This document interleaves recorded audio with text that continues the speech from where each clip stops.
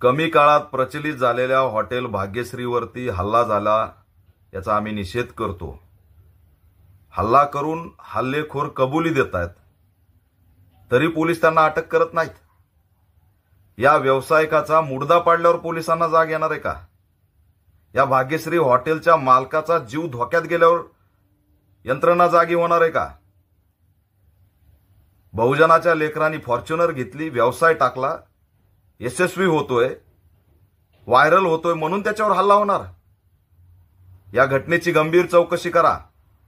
हे वरवर दिसणारं प्रकरण नाही, तर बहुजनाच्या लेकरांनी व्यवसायात येऊ नये, स्पर्धक आहेत, काय नेमकं याच्या मागे कोण आहे याचा तपास लागला पाहिजे। गृहमंत्र्यांनी हे गांभीर्याने घेतलं पाहिजे, अशा व्यावसायिकांना साथ दिली पाहिजे। नाही म्हणजे आम्ही साल घातलं, ऊस तोडला म्हणजे आमचं स्वागत, आणि व्यवसाय केला, फॉर्च्युनर घेतला म्हणजे आमच्यावर हल्ला होणार? मी या हॉटेल मालकाशी फोनवर संवाद साधलाय। ठामपणे पॅन्थर त्याच्या पाठीशी उभा आहे। माथे फिरू असेल तर पोलिसांनी ते हाताळावं, आणि पण जर षडयंत्र कुणी करत असेल तर मग मात्र आम्ही कुणाला सोडणार नाहीत। त्याच्या जीवाला धोका आहे, पोलिसांनी संरक्षण दिलं पाहिजे।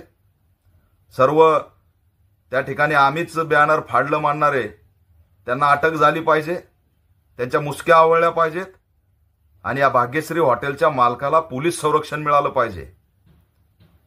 त्याचा जीव गेल्यावर जाग येऊन फायदा नाही। राज्यात कायदा व सुव्यवस्था राहिला की नाही हा प्रश्न पडतोय। थोडं कुणी व्हायरल झालं, थोडं कुणी यशस्वी झालं की त्याच्यावर हल्ले, ही गंभीर बाब आहे। याची दखल पोलिसांनी, गृह विभागाने घेतली पाहिजे। आणि हॉटेल भाग्यश्री, त्याचा मालक, त्यांना आम्ही ठामपणे सांगतोय की पॅन्थर तुमच्या पाठीशी, अनेक बेरोजगारांच्या पाठीशी आहे।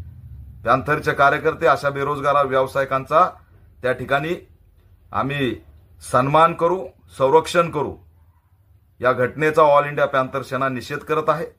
हे प्रकरण गृहमंत्र्यांनी तात्काळ गांभीर्याने घ्यावं।